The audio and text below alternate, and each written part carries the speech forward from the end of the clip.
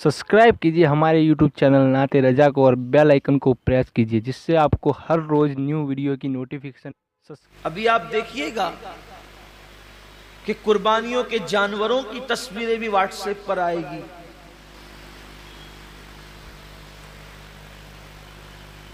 कुर्बानियां भी व्हाट्सएप पर आएगी। बछड़ों का घुमाना फिराना भी व्हाट्सएप पर आएगा। बकरों की तशहीर भी व्हाट्सएप पर आएगी। क्या फिक्र है लोगों की, क्या चाहते हैं लोग? क्या अल्लाह का दिया हुआ सिला कम है जो बंदों से सिला चाहते हैं? क्या अल्लाह की दी हुई नेमत कम है जो बंदों से सिला चाहते हैं? अरे बंदा क्या देगा सिला? और बंदा अगर किसी को दे भी तो अपनी औकात के मुताबिक देगा। अल्लाह किसी को सिला दे तो अपनी शान के मुताबिक अता फरमाता। तो जिसने अपनी शान के मुताबिक देना है, सिला उससे लेना है। तो लोगों को चाहिए कि वो अल्लाह की रजा के लिए करे। तो वो जो इल्म वाला बंदा है, अल्लाह फरमाएगा कि तूने मेरे लिए नहीं किया बल्कि आलिम कहलाने के लिए किया, इल्म वाला कहलाने के लिए किया, खतीब कहलाने के लिए किया, अदीब कहलाने के लिए किया। इरशाद होगा इसको भी मुंह के बल घसीटते हुए जहन्नम में ले जाओ। हजरत सैयदना अबू हुरैरा फरमाते हैं तीसरे बंदे को लाया जाएगा। जब वो तीसरा बंदा आएगा तो वो तीसरा बंदा, अल्लाह फरमाएगा मैंने तुझे नेमतें दी थी बंदे, बता तूने क्या किया? ऐ बंदे तूने क्या किया? मैंने तुझे नेमतें दी थी। वो अर्ज करेगा मौला तूने जो मुझे दौलत दी थी मैंने खूब लुटाया तेरी राह में। अल्लाह फरमाएगा तू झूठा है, तू इसलिए दौलत खर्च करता था, पैसे निकाल निकाल कर देता था कि लोग तुझे सखी कहें, सो मैंने तुझे कहलवा दिया। आज तेरे लिए मेरे पास कुछ नहीं। जिन लोगों के लिए तूने ये काम किया था जाके सिला उनसे ले ले, और उसको भी मुंह के बल घसीटते हुए जहन्नम में डाला जाए। ये हदीस जब भी पढ़ी जाती थी, सैयदना अबू हुरैरा जब भी पढ़ते थे तो इतना रोते थे, ऐसा लगता था जैसे कहीं रोते रोते इनकी जान न निकल जाए, रोते रोते इनकी रूह न परवाज हो जाए। लोग दुआएं करते थे कि काश अबू हुरैरा चुप हो जाएं, कि पहले तीन लोगों का हिसाब होगा और तीनों के पास कितने बड़े बड़े अमाल होंगे। एक के पास शहादत, दूसरे के पास इल्म, तीसरे के पास सखावत, लेकिन अल्लाह ताला तीनों को जहन्नम में दाखिल फरमाएगा सिर्फ इस वजह से कि उन्होंने ये काम अल्लाह के लिए नहीं किया था। आज कितना अल्लाह के लिए हो रहा है देख लें आप। हज को देख लें, ज़कात को देख लें, कुर्बानी को देख लें, सदकात को देख लें, मस्जिदें बनाने को देख लें, मदरसे बनाने को देख लें। आप देख लीजिए हजरत सैयदना दाता अली हिजवरी रहमतुल्लाह अलैह फरमाते हैं कि मैंने अपनी किताब पर चाहा था कि मैं अपना नाम न लिखूं, कश्फुल महजूब पर मुसन्निफ में अपना नाम न लिखूं, लेकिन फिर सोचा अपना नाम नहीं लिखूंगा तो किताब गैर मोतबर हो जाएगी, पता नहीं किसकी है। तो इस डर से लिख दिया कि मोतबर हो जाए ताकि लोग मेरी बात मान लें, वरना डर लगता है कि कहीं मेरी किताब पर मेरा नाम लिखने से अल्लाह मेरा अज्र ज़ाय न करे। बहुत सारे बड़े बड़े हमारे असलाफ हैं, बड़े बड़े बुजुर्ग हैं, उन्होंने खुद किताबें लिखी, अपना नाम नहीं लिखा, अपने शागिर्दों के नाम से मंसूब कर दिया। बल्कि खुद आला हजरत रदी अल्लाह तआला के दादा, उन्होंने उनके मुतालिक एक बहुत बड़े आलिम दीन ने मुझे बताया कि खुतबे की किताब उन्होंने खुद लिखी, मगर उसको अपने नाम से शाये कराने की बजाय अपने शागिर्द के नाम से शाये करा दिया। ये अल्लाह वालों की शान है कि अपने अमाल लोगों के नाम से शाये हो जाए ताकि जाये होने से बच जाए, क्योंकि अल्लाह तो देख रहा है, सिला तो अल्लाह ने देना है। लेकिन आज हाल ये कि इंसान ये चाहता है कि सबका के अमाल हम अपने नाम कर लें। अब तो हालत ये भी किताबें खरीद खरीद करके अपने नाम से छपाई जा रही है। लोग लिखने वाले बासलाहियत लोगों को इल्ला माशाल्लाह पैसे दे देते हैं और वो मुसव्वदा खरीद लेते हैं और अपने नाम से शाये करा देते। मैं कहां अल्लाह वालों की वो जात कि अपनी किताबें दूसरों के नाम से शाये करा दी ताकि अज्र ज़ाय ना हो, और अब कहां हालात ये कि दूसरों की किताबें अपने नाम से शाये करा, दूसरों के कलाम अपने नाम से शाये करा दी। اس کا مطلب اخلاص رخصت ہو رہا ہے. لوگوں کے نزدیک اللہ کی رضا کی اہمیت نہیں رہ گئی، لوگوں کے نزدیک رضا الہی کی اہمیت نہیں رہ گئی. اور اللہ رب العزت اپنے محبوب سے فرما رہا ہے وَمَحْيَايَ وَمَمَاتِي لِلَّهِ رَبِّ الْعَالَمِينَ. حبیب اعلان کر دیے کہ زندگی بھی خدا کے لیے ہے اور موت بھی خدا کے لیے. اور یاد رکھنا، اپنی گفتگو کو سمیٹتے ہوئے کہہ رہا ہوں، جس کام میں اللہ کی رضا ہوگی یا اللہ کی رضا کی نیت ہوگی، جس کام میں اخلاص ہوگا، اس کام میں اللہ رب العزت کی رضا شامل ہوگی، تو اس میں اللہ کی طاقت اور قوت بھی شامل ہوگی. جس کام میں خلوص ہوگا، اس کام میں خدا کی طاقت بھی شامل ہوگی. اس سلسلے میں ایک روایت بیان کی جاتی، اسی میں اپنی گفتگو ختم کروں گا. دین کے دائی اس کو خاص طور پہ سنیں. دائیان دین کے لیے بہت اہم چیز ہے.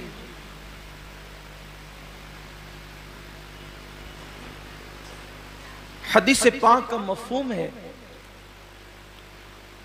کہ بنی اسرائیل میں ایک عابد رہتا تھا، عبادت گزار.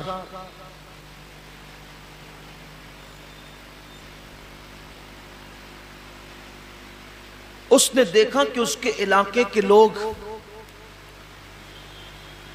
ایک درخت کی پوجا کرتے ہیں، درخت کی عبادت کرتے ہیں. اس کو احساس ہوا کہ میرے اللہ کے ہوتے ہوئے غیر اللہ کی عبادت کوئی کیوں کرے. تو سوچا کہ یہ درخت ہی کاٹ دوں تاکہ شرک کی جڑیں کٹ جائے. کڑاڑے پہ کڑاڑی جو ہے وہ کندھے پہ رکھی اور کندھے پہ کڑاڑی رکھ کر کے نکلا. اب شیطان کو کب گوارا تھا کہ شرک ختم ہو یا شرک کا خاتمہ ہو. شیطان تو گمراہی، کفر و شرک، گناہ، بے باکی، وہ تو فواحشات عام ہی کرنا چاہتا ہے. تو وہ آیا. اب یہاں دھیان سے سننا، بہت غور سے سننے کی بات. شیطان آیا اور اس نے آ کر کے پہلے اس کو یہ کہا کہ آپ کہاں جا رہے ہیں. شیطان کی عادت ہے جیسا آدمی ویسی بات.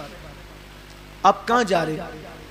اس نے کہا یہ درخت ہے، لوگ اس کی عبادت کرتے ہیں، شرک کرتے ہیں، میں اس کو کاٹنے جا رہا ہوں تاکہ لوگوں کو شرک سے نجات مل جائے. اس نے کہا میں تجھے جانے نہیں دوں، اپنا اپنا کام کرو، جاؤ. اس نے کہا میں جاؤں گا. کہا کہ میں جانے نہیں دوں گا. اس نے کہا میں جاؤں گا. تو اگر تو جائے گا تو تیرے لیے ایک شرط ہے، اگر تجھے جانا ہے تو پہلے تجھے مجھ سے لڑنا پڑے گا، پھر میں تجھے جانے دوں گا. اب چونکہ اس کے اندر اخلاص بھرا تھا، حالانکہ شیطان سے لڑنا کوئی آسان کام نہیں. شیطان کے پاس اتنی طاقت ہے کہ وہ 2 انگلیوں میں انسان کو مسل سکتا ہے، کیونکہ وہ آگ سے بنا ہوا ہے نا. وہ آگ سے بنایا گیا. مسلے گا تو انسان مر ہی جائے گا. لیکن جہاں اللہ کی رضا ہوگی وہاں اللہ کی قوت بھی ہوگی. یہ خاص بات، اللہ کی طاقت بھی. بڑی معذرت کے ساتھ اگر آپ برا نہ مانے تو میں ایک بات کہوں، قربانیوں کے معاملے میں یہ جو کھینچا تانی مچی ہے نا ہندوستان میں، شاید اخلاص میں کمی آئی ہے تو یہ دن دیکھنے پڑے. میرا ایمان کہتا ہے کہ اگر یہ کام اللہ کے لیے ہوتا تو کسی کی ماں نے دودھ نہ پلایا تھا کہ یہ دن ہمیں دکھا. مگر ہم نے اللہ کے لیے کرنا جب چھوڑا اور ٹکیا اور کباب کے پیچھے پڑ گئے، پھر دنیا نے یہ دن. ہنسنے کی بات نہیں ہے یہ، اس لیے کہ جس کام میں رضا الہی ہو.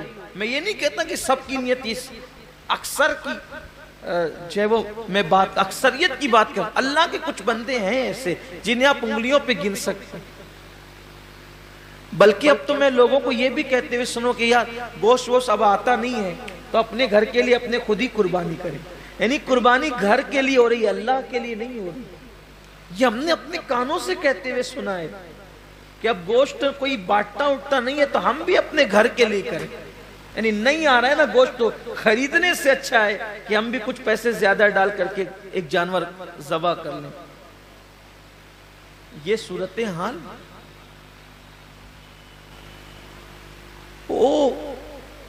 اللہ کی رضا کا والے جو کام ہوتے ہیں پھر اس میں قدرت کی قوت شامل ہوتی. اگر آج بھی مسلمان توبہ کر کے مخلص ہو جائیں، مجھے اللہ کی ذات سے امید ہے، دیکھیں ابھی حالت بدلیں گے. ابھی مسلمانوں کی حالت بدلے گی، لوگ اللہ کے لیے کریں گے.